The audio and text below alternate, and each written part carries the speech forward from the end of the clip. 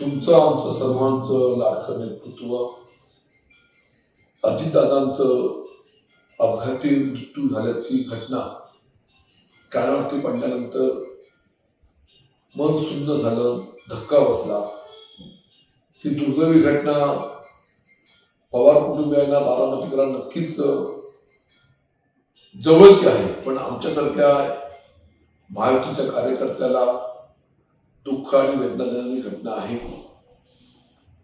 मी गेली 15 वर्ष विधानसभेमध्ये आमदार असताना कार्यकर्त्यामधला नेता, शिस्तबद्ध नेता असं मी अजितदादांना जवळनं पाहिलेलं आहे.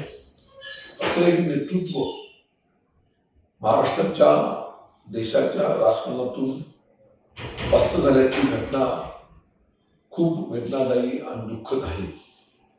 भविष्यातल्या काळखंडामध्ये नक्कीच ही दुर्दैवी घटना प्रसंग भरून निघणार नाही, असं मोठं नुकसान या देशाचं, महाराष्ट्राचं झालेलं आहे, पवार कुटुंबियांचं झालेलं आहे. मी स्वतः आणि माझा शिवसेना पक्ष त्यांच्या दुःखामध्ये सहभागी आहे.